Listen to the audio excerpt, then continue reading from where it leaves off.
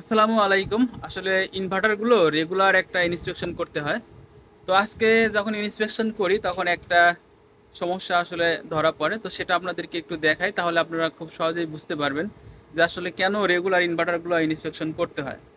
এটা হচ্ছে একটা স্ট্রিং। তো এই স্ট্রিংটা আমি যখন আসার পরে যখন এই স্ট্রিংগুলো চেক করি তখন দেখি এইখানে যে স্ট্রিংটা দেখতে পাচ্ছেন এটা আসলে ভেঙে গেছে।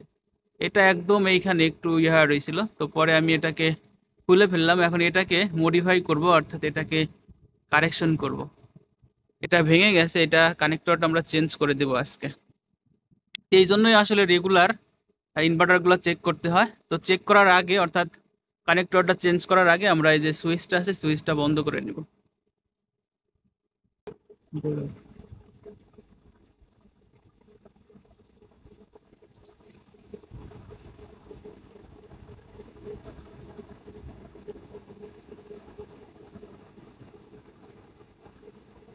লক করা আছে, এটাকে আমরা একটু দেখে দিই।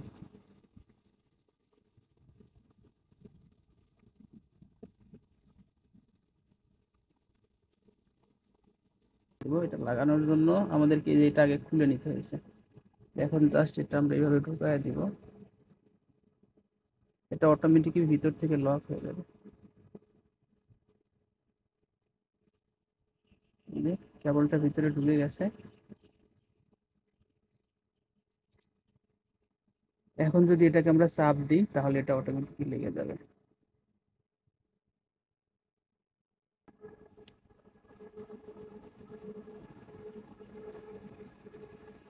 যে অটোমেটিক লেগে গেছে, এখন এটা টান দিলে আর কখনোই খুলবে না।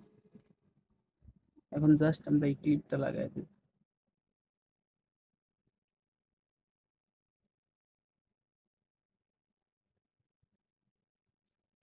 আমাদের এই কানেক্টরটা লাগানো হয়ে গেছে। এখন আমরা এটা ইনভার্টারে কানেক্ট করে দেব। আর এই পাশে যে কানেক্টরটা ভাঙা ছিল, আমরা এইখানে একটা র্যান্ডমলি একটা অন্য একটা এমপিপিটি থেকে খুলে একটা কানেক্টর এখানে লাগিয়ে দিছি। আর এখন আমরা এর পাশে যে কানেক্টরটা আছে এই কানেক্টরটাতে আমরা এইটা এখন লাগিয়ে দিব। এটা লাগানোর জন্য জাস্ট এইভাবে এটাকে আমরা ঢুকিয়ে দিব। এখন সুন্দরভাবে এটা কিন্তু লেগে গেছে। আর এই পাশেরটাতে আমরা ব্লক করে দিলাম অন্য একটা কানেক্টর দিয়ে। এখন আমরা এখানে যে সুইচটা আছে সুইচটা দেব।